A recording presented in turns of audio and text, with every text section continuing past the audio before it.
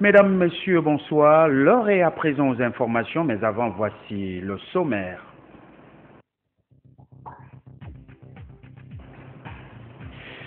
Dans cette édition d'information, on aura quelques informations sur le front social. La grève illimitée lancée par le mouvement dynamique unitaire crée des vagues au sein du pouvoir. Un pouvoir qui ne sait pas trop bien comment éviter cette lancée pour les revendications sociales. À défaut de dialoguer, les informations proches du pouvoir évoquent une intervention musclée cette nuit à Martino-Labou afin de déloger les différents syndicalistes qui ont tout simplement décidé de tenir le combat jusqu'au bout.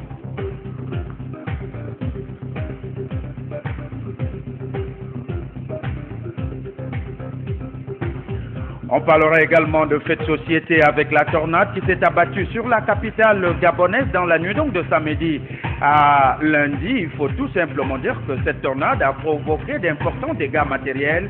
Plusieurs toitures des maisons ont été donc enlevées par cette tornade. Nos équipes de reporters sont allées sur le terrain et vous aurez le compte rendu de Francis Obam et Edgar Nzé au quartier Plein Ciel.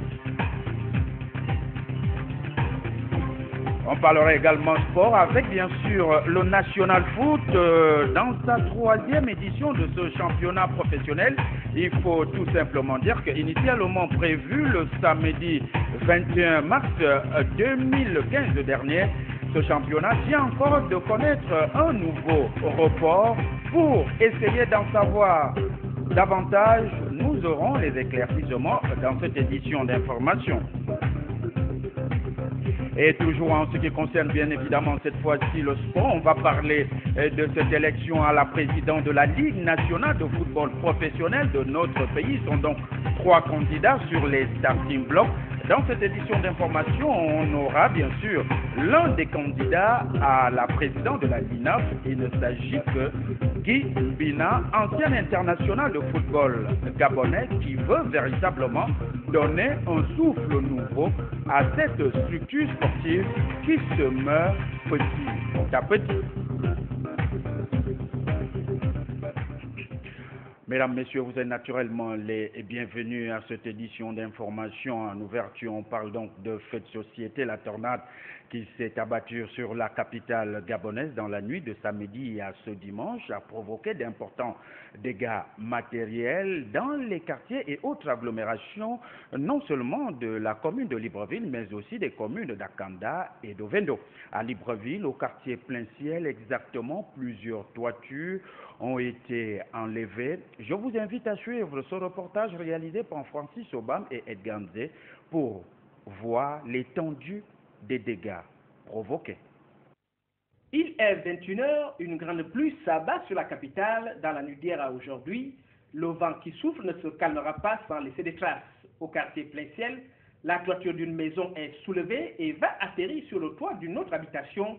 Là encore, les dégâts sont enregistrés. Aux environs de 21h, quand il y a eu le grand vent, nous avons entendu un grand bruit sur la toiture. Donc, c'est comme ça que nous avons ouvert la porte. On a vu la toiture du voisin qui est venue sur la maison, sur la toiture de la maison, donc à 21h. Et de là, il y a eu, comment ça s'appelle, ça a percé la toiture de la maison. Donc, les dégâts, c'est juste ça, c'est pas aussi grave que ça. Grâce à ces 2 manguiers. Sinon, toute la toiture partirait plus bas. Toute la toiture partirait plus bas. Il n'y a pas eu trop de dégâts, ce n'est que ça. Plus de peur que de mal, heureusement, aucune perte en vie humaine. Les victimes se sont attelées à réparer les dégâts.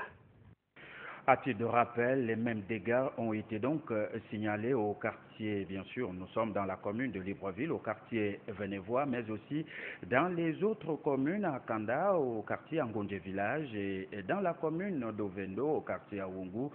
Lors de nos prochaines éditions d'information, nous reviendrons sur ces dégâts provoqués par cette tornade. Sur le front social à présent, nous allons cette fois-ci à Martine Oulabou parler de cette grève illimitée lancée par le mouvement dynamique unitaire, un mouvement qui crée des vagues, des remous au sein du pouvoir qui ne sait pas trop bien comment éviter cette lancée en ce qui concerne ces revendications sociales. À défaut de dialoguer, les informations proches du pouvoir nous parviennent et évoquent une intervention musclée cette nuit à Martine Oulabou afin de pouvoir déloger les différents syndicalistes qui ont donc élu domicile dans cette structure publique. Il faut tout simplement dire que le pouvoir a décidé donc de passer à la vitesse supérieure, mais la question que l'on se pose aujourd'hui, c'est est-ce que véritablement ce pouvoir pourra passer, franchir ce Rubicon? Nous vous invitons à suivre la réaction d'un syndicaliste, Marcel Libama. Dans les forces de l'ordre et de défense, il y a des compatriotes qui travaillent au sein de ces forces. Et nous avons aussi, en tant qu'enseignants, nous avons aussi nos élèves qui travaillent dans le renseignement. Et nous avons eu une information de ce service de renseignement nous disant qu'ils ont reçu l'ordre de vider Martine Oulabou des syndicalistes et de boucler dès demain matin cette zone, y compris aussi la zone prévue pour l'Assemblée générale des étudiants et des élèves. Vous savez aussi que le gouvernement avait déjà tiré sa dernière cartouche, celle qui consistait à suspendre les salaires ou à mettre les salaires sur bon de caisse. Il ne restait plus autre chose au gouvernement que la police, que l'armée, que la GR, que la gendarmerie dans les rues, en pensant qu'en étouffant cette crise, en s'attaquant aux symptômes de cette crise, nous allons résoudre cette crise. Mais nous disons au président de la République et son gouvernement que nous voulons étudier pour ne pas devenir demain policiers, gendarmes et militaires. Donc, c'est un appel à mobilisation des Gabonais que nous appelons, que face à un peuple déterminé, aucune armée ne peut arrêter un peuple déterminé. Aucune armée ne peut arrêter des jeunes déterminés. Et donc, demain, lundi, est un jour vraiment crucial, primordial pour nous. C'est pourquoi nous invitons les Gabonaises et les Gabonais, tous les compatriotes, les parents d'élèves, les étudiants, à faire échec à ces procédés de dictature que le gouvernement est en train de mettre en place. Et il faut aussi ajouter que Dieu est avec nous dans ce combat. Pour le gouvernement, nous sommes instrumentalisés par les hommes politiques. Nous sommes financés par des hommes politiques. Et nous voyons clairement que c'est le gouvernement qui finance les syndicats pour détruire cette contestation qui est en train de se généraliser. Nous profitons aussi de cette antenne pour dénoncer le comportement machiavélique du ministre de l'Éducation nationale qui a limogé un certain nombre de chefs d'établissement au motif que la grève est exercée dans ces établissements de manière assez ferme. Comment un chef d'établissement peut être responsable d'une grève dans son établissement? Et je crois que l'ensemble des chefs d'établissement devaient arrêter, devaient protester, parce que lorsqu'on attaque 5 chefs d'établissement, la corporation des chefs d'établissement devait se lever pour dire au ministre de l'Éducation nationale que ce qu'elle est en train de faire est une entrave à la liberté syndicale, je veux dire simplement aux droits de l'homme. Donc, nous sommes sur le pied de guerre et nous disons aux uns aux autres que ces gens qui nous oppriment ne sont grands, ce n'est que parce que nous sommes à genoux. Donc, levons-nous, dressons-nous contre ces sorciers perfides qui nous tiennent en esclavage depuis un certain nombre d'années. Et que s'il y a l'argent pour se partager entre frères, il peut y avoir aussi de l'argent à se partager entre compatriotes. C'est à ce partage que nous invitons le gouvernement. Face donc à cette information de déloger les syndicalistes de l'école publique Martine Oulabou, il faut tout simplement dire que les syndicalistes tiennent véritablement à tenir tête car leur combat n'est pas personnel, il est plutôt généralisé pour l'ensemble des fonctionnaires de notre pays, le Gabon. Nous, on s'interroge si véritablement le pouvoir commettra cette erreur en agissant avec violence quand on sait que le lundi 23 mars 2015 prochain sera donc le jour de commémoration du triste anniversaire de la disparition de Martine Oulabou. Alors, attendons voir seulement ce qu'est capable aujourd'hui ce gouvernement émergent. La grande assemblée, puisqu'on parle toujours du Front social, qui se tiendra donc, et on le rappelle, ce lundi 23 mars 2015, est très importante aussi, dynamique unitaire, appelle tous les travailleurs du Gabon à se mobiliser. Détail, explication, Francis Obam, Edgar Nzé. Dans l'optique de la continuité de la grève, Dynamique Unitaire invite tous les travailleurs à se mobiliser ce lundi 23 mars à la Grande Assemblée Générale qui se tiendra à Martine Oulabou. Tous et chacun doit continuer le combat autour de l'augmentation des salaires. Invite, l'heure est lancée pour une grande mobilisation au siège ici à l'école Martine Oulabou. Il s'agit pour eux et pour nous tous d'ailleurs, de nous lever pour continuer ce combat pour la dignité autour de l'augmentation des salaires. Si nous insistons à amplifier l'alerte à leur endroit, c'est simplement parce que nous constatons que depuis 3 jours, nous sommes assiégés ici à Martine Oulabou par des forces d'insécurité, vraiment des forces d'insécurité qui viennent et veulent manifestement prendre possession de notre ticket de grève. Un appel qui serait largement entendu du fait de la détermination des travailleurs à obtenir gain de cause. Suite donc au manque de solidarité des enseignants expatriés, Dynamique Unitaire est montée au créneau et cette coalition donc de syndicats interpelle ici ces derniers à une prise de conscience véritable du combat mené. Au micro de Francis Obam et Edgar Nzé, je vous invite à suivre cette interpellation de Dynamique Unitaire. Je m'adresse enfin aux collègues enseignants expatriés. Au Sénégal, vous êtes en grève. Les enseignants au Sénégal sont en grève. Au Togo, les enseignants expatriés sont en grève. Nous sommes au Gabon. Le Gabonais n'a pas un autre pays de rechange. Nous n'acceptons pas ce qui se fait dans les établissements dans notre pays aujourd'hui. Il nous revient que vous êtes là à saper le mouvement. L'augmentation de salaire est un engagement qui est d'intérêt pour tous les travailleurs, y compris vous, collègues expatriés. Je m'adresse à vous en vous regardant les yeux dans les yeux. Il est inacceptable que vous soyez les premiers à saper ce mouvement de grève-là en allant dans les établissements. Nous n'accepterons pas ça. Et nous vous disons ceci, loin d'être xénophobes, nous vous demandons simplement de replier et de laisser les Gabonais se battre. Si vous ne pouvez pas vous battre pour cette cause qui est également la vôtre, mettez-vous de côté pour que les Gabonais eux-mêmes se préoccupent de leurs problèmes, qu'ils posent leurs problèmes et écartez-vous. Voilà le message que j'adresse à l'endroit des collègues expatriés. Nous n'hésiterons pas de prendre nos responsabilités si ça continue comme cela. Ce n'est pas faire preuve de la xénophobie que de le dire. C'est dans notre intérêt à tous. Quel intérêt avez-vous à aller saper le mouvement dans les établissements? Au nom de quoi? Alors que chez vous, il y a des enseignants qui sont en grève, les travailleurs sont en grève là-bas, au Togo, au Sénégal, au Bénin, un peu partout. Laissez les Gabonais se préoccuper des problèmes des Gabonais. Voilà le message que j'adresse à votre intérêt.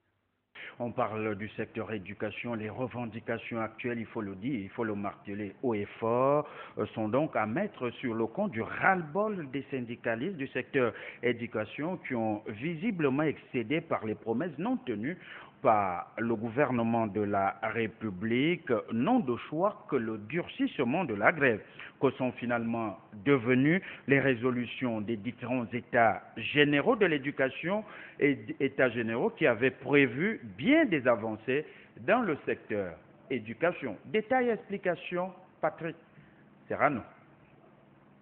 Les États généraux du secteur éducation, enseignement professionnel et la recherche, on s'en souvient, c'était du 17 au 18 mai 2010, soit un an après la prise de pouvoir de l'actuel chef de l'exécutif, coordonné par les soins du tout sémillant ministre de l'Éducation nationale de l'époque, en charge de 2 autres portefeuilles tout aussi importants. Tous avaient pensé justement à une avancée avec surtout les résolutions qui devaient permettre une redynamisation de tous ces départements ministériels sur la base bien sûr des financements de l'État et sur une période allant de 2010 à 2020. 5 ans après la tenue de ces assises, les décisions prises par Séraphin Mundunga sont évidemment passées avec lui. Aujourd'hui, alors même que la paralysie d'il y a un peu plus d'1 an dans le secteur avait trait à ces mesures, il est reproché aux syndicalistes de pencher actuellement pour des questions purement pécuniaires. Faux, rétorque-t-il, c'est un combat qui englobe toutes ces revendications. Les conclusions des États généraux de 2010 sont toujours d'actualité, puisque d'aucuns pensent que nous ne sommes là que pour de la pécune. Mais en fait, pour ceux qui ont la mémoire assez large, ils vont se rendre compte que si nous sommes dans cette grève aujourd'hui, c'est parce que justement les conclusions des États généraux de 2010 n'ont pas été justement appliquées ou bien traduites sur le terrain. Autant le dire, les choses semblent bien plus complexes et la détermination de ces enseignants qui ne faiblit pas. Au contraire, il faut prendre en compte ces revendications pour redorer le blason de ce secteur qu'est l'enseignement et globalement de l'agent de l'État. Pour le moment, il s'agit de l'argent. Hier, c'était les problèmes infrastructurels et peut-être que demain, ça sera autre chose. Cette semaine du 23 pourrait bien être très dangereuse avec bien sûr ces soupçons de force qu'entendent exercer les forces de l'ordre justement sur ordre de l'exécutif. Dans l'intérêt de qui cette situation est-elle de nature à ramener la sérénité dans le climat social actuel au Gabon? Le pouvoir a tout intérêt à réfléchir avant, bien sûr, d'agir. Parlons maintenant de ces incessants appels au patriotisme face donc à la crise multiforme qui frappe de plein fouet notre pays, le Gabon. Les récentes sorties de bon nombre de compatriotes au sujet justement de la paralysie dans le secteur éducation poussent également un certain nombre d'observateurs à s'élever contre ceux qui recusent les revendications actuelles des membres des différents syndicats ayant appelé donc à la grève générale. Il faut mettre en avant le patriotisme, mais qui doit être patriotique, le pouvoir ou les syndicalistes. Patrick Serrano. Les revendications, quelles qu'elles soient, revêtent forcément un fondement de droit que consacre toute constitution d'un pays. Dans un combat, il n'est pas question de mettre à mal le patriotisme. Mais au Gabon, il semble bien que grande confusion s'installe dans le camp du pouvoir et de tous ceux qui ont tout à gagner de trouver des mots pour tenter de casser des mouvements pourtant dans l'intérêt de tous. Certains universitaires trouvent cela plutôt regrettable. Je dois dire sincèrement que ces sorties sont des sorties hypocrites. On est dans l'hypocrisie politique. Et je me souviens de ce que Ségolène Royal disait lors de l'élection présidentielle de 2007, c'est-à-dire en s'adressant à Sarkozy, il disait qu'on avait atteint là le sommet de l'hypocrisie politique. Tout le monde sait le malaise qu'il y a au Gabon en ce moment. Malaise politique, malaise économique, malaise social. Alors toute cette crise-là, personne n'arrive à convaincre l'exécutif aujourd'hui de réunir les Gabonais pour se parler autour d'une table. C'est tout simplement de l'hypocrisie dont font montre tous ceux aujourd'hui qui parlent de sursaut patriotique des membres des syndicats de l'éducation nationale et d'autres actuellement en grève. Pourtant, le malaise profond observable ne rencontre que l'indifférence et le mutisme d'un gouvernement, en fait d'un pouvoir qui semble bien minimiser les droits de tous ses citoyens, agents de l'État, qui connaissent bien des difficultés dans un pays aux potentialités avérées, et ce, depuis plusieurs décennies. Il se trouve simplement que cette grève se manifeste beaucoup plus visiblement au niveau du secteur de l'éducation parce qu'effectivement, on se rend compte que les étudiants, les lycéens, les collégiens et les écoliers sont à la maison.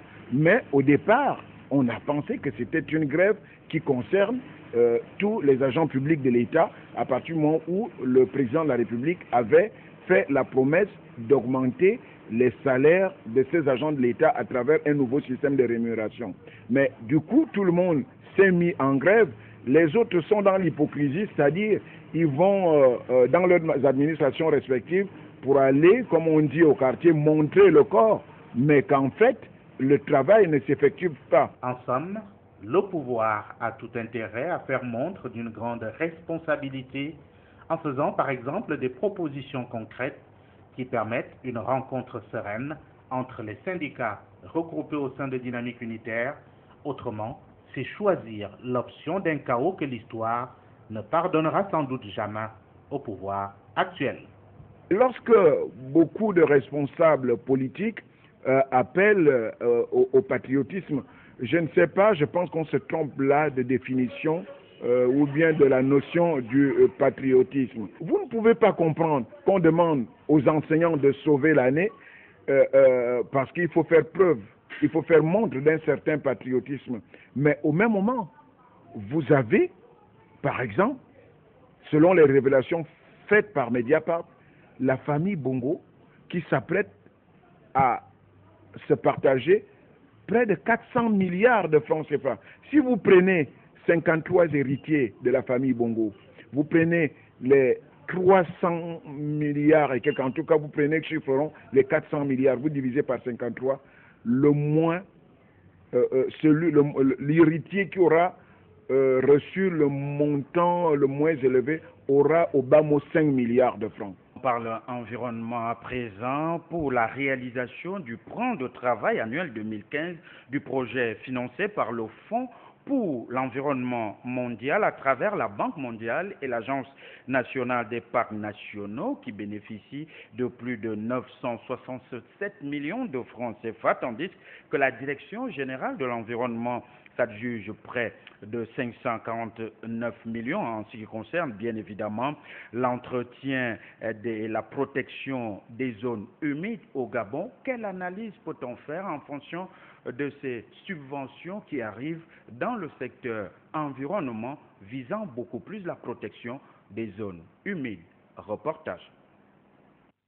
Réuni le 19 mars 2015 dernier à Libreville, le comité de pilotage du projet d'appui à la gestion durable des écosystèmes des zones humides critiques du Gabon s'est penché sur la validation du plan de travail 2015 et du budget y afférent. À en croire le coordinateur du projet, cette réunion correspond aux procédures de la Banque mondiale et aux dispositions du manuel d'exécution du dit projet. En ce qui concerne le plan de travail et budgétaire annuel 2015, il ressort que le budget du projet a été arrêté à plus de 1,5 milliard de francs CFA pour 4 composantes. Les deux premières, gérées par l'Agence nationale des parcs nationaux, bénéficient de plus de 967 millions de francs CFA, tandis que les deux dernières, pilotées par la Direction générale de l'environnement, s'adjugent près de 549 millions de francs CFA. Pour rappel, sur les 9 sites Ramsar du Gabon, le projet d'appui à la gestion durable des écosystèmes des zones humides critiques du Gabon a pour objectif d'améliorer la protection de la biodiversité dans le Bas-Ogooué, les monts Birougou et Petit Luango, Setekama. Il s'agit de favoriser la création de connaissances et de développement d'activités de conservation pour une gestion durable de ces écosystèmes.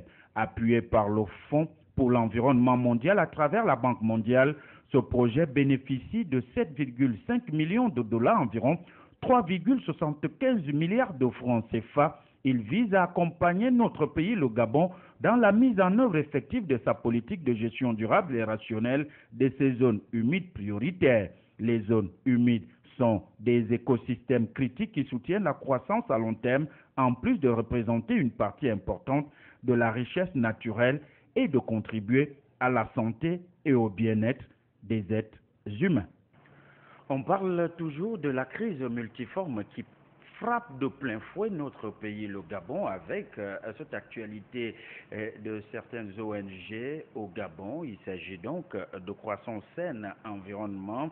Il faut tout simplement dire que cette ONG a reçu donc une délégation du Bureau régional des Nations Unies pour l'Afrique centrale au cœur des débats. Il a été question, bien évidemment, de cette crise multiforme en présence de nos reporters Guy-Serge Dizambo et Arnaud Manza.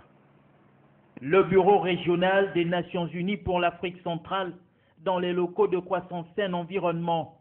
Occasion pour le numéro 1 de l'ONG environnementale de tirer la sonnette d'alarme au regard de la tempête socio-politique et économique qui frappe le pays. Lieu pour Croissance Saine Environnement et du HCANEC de vous exprimer notre reconnaissance pour l'attention que vous avez bien voulu accorder à notre démarche de sonneur d'alerte.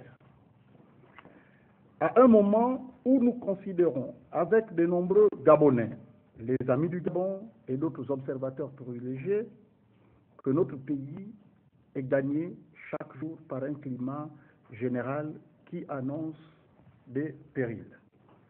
Notre dernière rencontre à votre siège a été l'occasion de vous présenter la deuxième étape de notre réflexion sur la situation du Gabon, qui nous impose de retrouver les vertus du dialogue responsable et visionnaire. Pour le représentant du Bureau régional des Nations Unies pour l'Afrique centrale, les acteurs de la vie politique au Gabon se doivent d'apaiser le climat. Vous avez indiqué tout à l'heure des difficultés, peut-être que l'on connaît aujourd'hui dans ce pays. Il y a quelques tensions. Je ne suis pas alarmé outre mesure, il ne faut pas s'alarmer. C'est dans le processus de l'histoire d'un pays, il y a toujours des moments comme ça qu'un pays vit. Mais je crois que grâce à vous, nous pouvons compter sur le fait qu'aujourd'hui, il y a, au-delà de ces difficultés, au-delà de ces tensions, des signes indicateurs de la volonté des acteurs de sortir le Gabon de ces tensions. Il ne peut pas en être autrement. C'est aujourd'hui une obligation.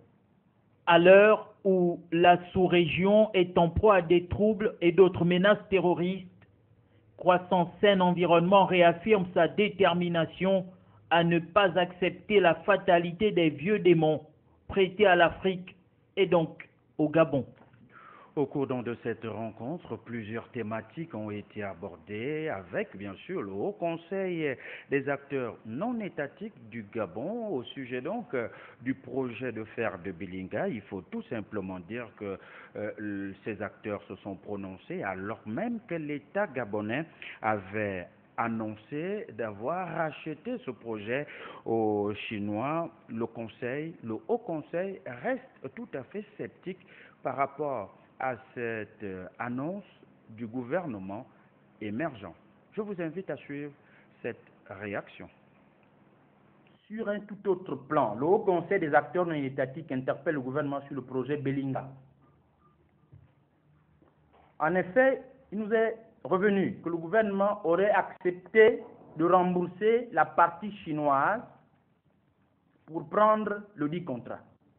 Dans ce cas, si cela s'avérait exact, le gouvernement devrait nous édifier sur les raisons qui ont conduit les autorités à mal négocier ce contrat à l'époque, d'une part, et d'autre part, pourquoi aucune lumière n'est faite à ce jour sur tous les détournements orchestrés par tous ceux qui ont négocié ce contrat de dupe. Qu'ils répondent de leurs actes, tant ceux d'aujourd'hui dans l'opposition, dite du Front, et les actes du PDG et autres personnalités dans les corps constitués de l'État. D'ailleurs, nous osons rappeler que le Haut Conseil des acteurs non étatiques détient les noms des personnes, quoiqu'aujourd'hui, jouissant du parapluie de l'humilité, et que le moment venu, comme ce fut le cas avec Adax, nous porterons partie civile au cas où le gouvernement jouerait à la partition du silence sur les points évoqués ci-dessous.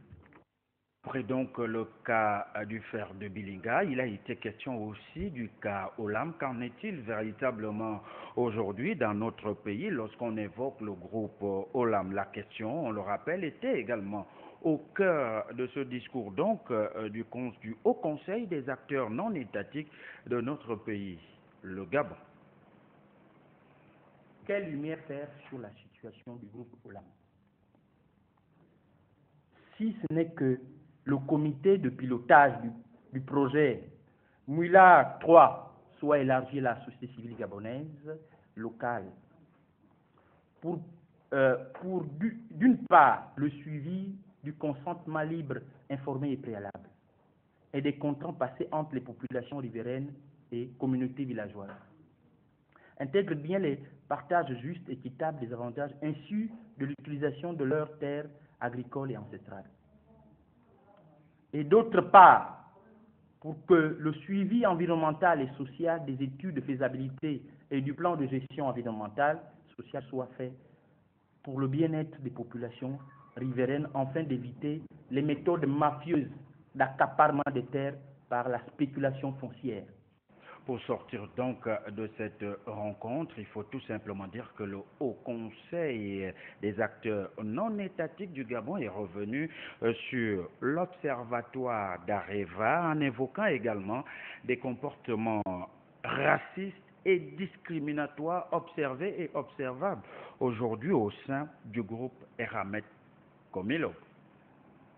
Aujourd'hui, Areva continue de vendre son fameux observatoire alors qu'aucune réunion n'a été planifiée, encore moins une décision gouvernementale annoncée sur les démolitions des maisons irradiées.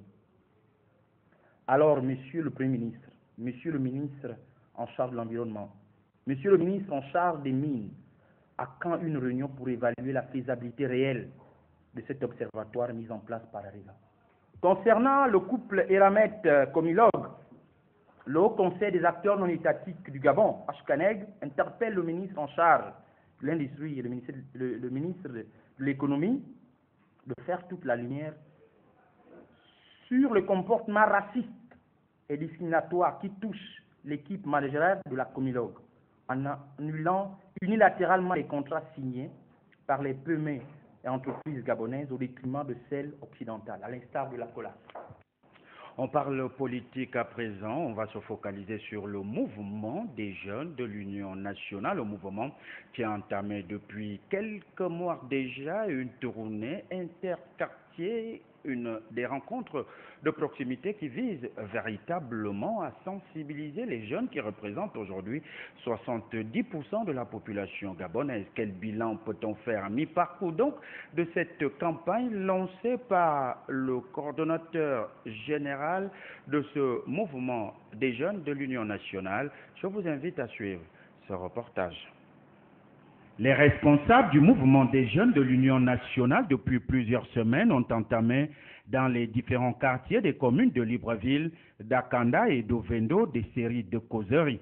Occasion pour ce mouvement de présenter aux jeunes de ces trois communes les réalités politiques, économiques et sociales de notre pays, dans le but de les amener à faire le bon choix, c'est-à-dire celui de l'opposition, bref, de l'Union nationale qui se positionne aujourd'hui comme le port-étendard de cette opposition gabonaise aujourd'hui. La politique ne se fait pas dans un siège, la politique se pratique sur le terrain. Nous venons sur le terrain au contact des jeunes Gabonais pour leur dire qu'en 2016, le futur président devrait être issu du front de l'opposition pour l'alternance. Nous venons pour leur dire que la jeunesse devrait dès à présent se préparer pour jouer un rôle déterminant sur le devenir de notre pays. Nous venons également, par rapport à ces rencontres, dire que face à cette situation-là, la jeunesse gabonaise ne devra plus accepter le hold-up électoral, comme cela s'est passé en 2009. Elle doit, dès à présent, avoir en conscience que le Gabon est malade. Le Gabon se porte mal. Et il va falloir que les jeunes participent massivement à sa libération. Durant donc ce périple qui a mené les différents responsables de ce mouvement dans les quartiers de Kala-Carrière à Libanais en passant par Aoungou dans la commune de Vendo et bien d'autres ont permis à ces responsables d'avoir un discours précis avec bien sûr des objectifs à atteindre. Le futur président en 2016, ce n'est pas Ali Bongo, ce sera un homme du front. Et les jeunes doivent le savoir. Non seulement il n'a pas d'acte de naissance, donc il ne devrait pas être candidat. Les pédagogistes doivent être intelligents de le savoir. C'est ce message que nous apportons. C'est un message républicain, un message de citoyen conscient qui doit travailler. Et c'est le travail que fait quotidiennement l'Union nationale, notre grand parti. Représentant 70% de l'électorat gabonais aujourd'hui, le mouvement des jeunes de l'Union nationale entend jouer pleinement son rôle, un rôle important et déterminant surtout lors des prochaines joutes électorales dans notre pays, en appelant les jeunes à voter l'opposition. Les responsables de ce mouvement pensent que le changement, c'est pour maintenant. On parle sport, on parle beaucoup plus de formation à la Fédération gabonaise de handball. La formation est donc au cœur des principaux responsables de cette fédération. Il faut tout simplement dire que cette formation vise non seulement les futurs handballeurs de notre pays, mais aussi elle vise la formation des encadreurs, arbitres et autres techniciens. Pour plus de détails en ce qui concerne cette formation, je vous invite à suivre ce reportage. La formation reste le seul leitmotiv des premiers responsables de la Fédération gabonaise de handball. C'est ainsi qu'au lendemain du championnat national de cette discipline réservé aux moins de 12 ans, l'on note que l'un des pans de cette formation est véritablement en marche. L'autre pan reste la formation des formateurs, entre autres les arbitres, sans oublier les encadreurs techniques qui, depuis plusieurs années, est en train de prendre forme à la satisfaction de la FEGAN. Ils suivent nos directives. Vous allez voir le handball de U12, ce n'est pas le handball de U14 et de U17. Il n'y a pas de système. Il n'y a pas de défense en ligne, il n'y a pas d'attaque programmée. C'est des passes, réception, tir au but. C'est-à-dire que ce sont les rudiments du handball. Pour quand l'enfant sort de là, il a la maîtrise du ballon. Donc on leur apprend la maîtrise du ballon, les réceptions et les passes et les tirs au but. Donc c'est vraiment du handball d'initiation. Les 2x15 c'est les U12, hein, c'est 2x15 minutes, c'est ça le jeu. Et le jeu des U12 c'est passe-réception. C'est comme si on faisait la passe à 10. Vous voyez quand on faisait... Non, on ne compte pas trop ça, parce que là c'est l'apprentissage. C'est pas vraiment le grand handball, c'est passe-réception, tir au but. Mais on peut siffler si l'enfant part de sa zone jusqu'à l'autre zone en tapotant, on interdit. Parce que ce sont des habitudes qu'ils vont prendre quand ils seront grands, c'est pas bon.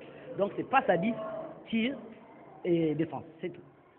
La matérialisation et le fleuron de cette formation reste ici le pôle cadet du lycée national Léomba. Une expérience qui permet aux différents jeunes qui y sont d'allier sport et études. Nous, le suivi, c'est le pôle cadet. On les prend au pôle à partir de 14 ans. Donc on les détecte déjà à l'âge de 12 ans. On a un fichier et on les suit avec les entraîneurs. Vous savez que nous, on fait la formation aussi des formateurs. C'est vrai qu'on ne vous invite pas dans toutes les activités que nous faisons, mais ce qui est sûr, c'est que toujours en marge de la Coupe du Gabon à Mila, parce que nous profitons de nos grands rassemblements pour faire le maximum. C'est pas facile, vous savez. Donc, en marge de la Coupe du Gabon, il y a toujours la formation des formateurs, la formation des arbitres. Vous verrez que cette année, il n'y aura que les jeunes arbitres qui vont arbitrer le tournoi des écoles. Avant, c'était les arbitres fédéraux. Là, ce sont des arbitres jeunes. Nous avons imposé à chaque ligue dans les provinces de former des jeunes, et ce sont ces jeunes seulement qui sont formés en même temps que les jeunes du pôle cadet. Si vous voyez bien, nous, le suivi, c'est le pôle cadet. On les prend au pôle à partir de 14 ans. Donc on les détecte déjà à l'âge de 12 ans. On a un fichier et on les suit avec les entraîneurs. Vous savez que nous, on fait la formation aussi des formateurs. C'est vrai qu'on ne vous invite pas dans toutes les activités que nous faisons, mais ce qui est sûr, c'est que toujours en marge de la Coupe du Gabon à Mila, parce que nous profitons de nos grands rassemblements pour faire le maximum. c'est pas facile, vous savez. Donc, en marge de la Coupe du Gabon, il y a toujours la formation des formateurs, la formation des arbitres. Vous verrez que cette année, il y aura que les jeunes arbitres qui vont arbitrer le tournoi des écoles. Avant, c'était les arbitres fédéraux. Là, ce sont des arbitres jeunes. Nous avons imposé à chaque ligue dans les provinces de former des jeunes, et ce sont ces jeunes seulement qui sont formés en même temps que les jeunes du pôle cadet. Si les résultats de cette formation sont déjà palpables et concrets dans notre pays, reste maintenant au pouvoir étatique d'accompagner réellement ces initiatives, pourquoi pas sur l'ensemble du territoire national et dans toutes les disciplines pour un réel développement du sport dans notre pays. On parle au football à présent. La 3e saison du championnat national de football professionnel et de première division de notre pays aura connu, on le sait, le plus long retard à l'allumage de son histoire. Reporté à plusieurs reprises depuis août 2014 dernier en raison d'arriérés d'impayés par l'État gabonais au club, le National Foot, prévu donc démarrer hier, samedi 21 mars 2015, a été reporté pour une semaine. Reportage. Après une intersaison qui aura duré près de 9 mois, la reprise du championnat national de football professionnel avait été conditionnée par le paiement des arriérés de la subvention allouée par le gouvernement au club de l'élite du football gabonais. Il y a 48 heures, les clubs sont rentrés en possession de leurs dus, ce qui explique cette reprise annoncée, a indiqué le président de l'association des clubs de première division et deuxième division, Bosco Alabafal. La saison 2014-2015 qui va démarrer pourrait souffrir d'un certain nombre de manquements, notamment l'inactivité des clubs de D1 qui sont restés plusieurs mois sans compétition, nous a donc fait observer certains avertis du football national. La première journée du samedi 28 mars 2015 prochain opposera le champion à titre Manga Sport au football club Canon 105. Ça sera bien sûr à Libreville. Ancienne équipe militaire, le football club Canon 105 a joué les premiers rôles dans les années 1980 et 1990 lors des différentes saisons. Ce club trentenaire a remporté les championnats de 1978, 1982, 1983, 1985, 1986, 1987, 1997, 1998, 1999, 2001 et 2007 avant de connaître une mauvaise passe, laquelle l'a relégué en seconde division avant de revenir cette saison au championnat d'élite. La phase allée de ce championnat dit professionnel prendra fin, on le rappelle, le 20 mai 2015 prochain.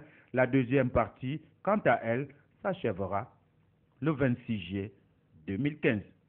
Allons donc parler de la structure organisatrice donc de ce championnat national de football professionnel de première division de notre pays. Il s'agit bien sûr de la Ligue nationale de football, en abrégé l'INAF.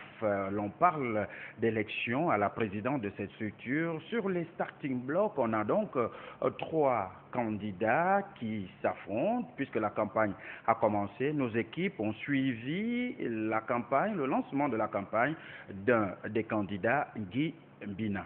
Reportage. Les jeux sont désormais lancés. Les différents candidats à la présidence de la Ligue nationale de football professionnel sont en campagne, chacun avec pour objectif de pouvoir allier à sa cause par rapport à son programme le maximum de délégués possible. Le candidat Guy Mbina, ancien international de football gabonais, entend, s'il est porté à la tête de la LINAF, travailler avec toutes les parties prenantes pour que cette structure puisse être de plus en plus forte. Vous avez des clubs, vous entretenez des gens et on va vous acheter des équipes. C'est une façon de sortir de l'argent,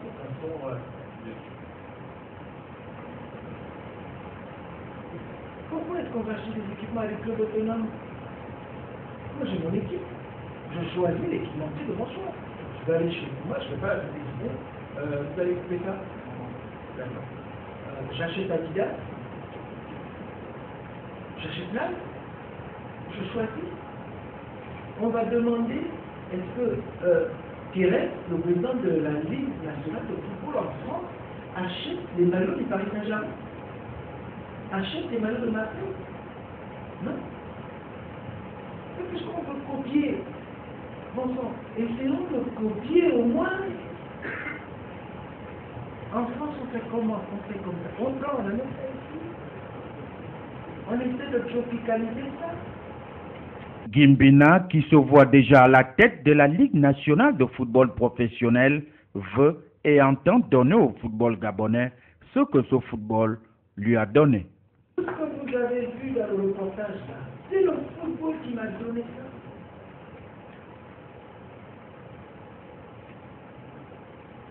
J'ai joué au football, j'ai appris des valeurs essentielles de la vie. Le respect, l'humilité, des valeurs d'ouverture, savoir s'ouvrir à l'autre, même quand on ne l'aime pas, même quand on ne l'apprécie pas.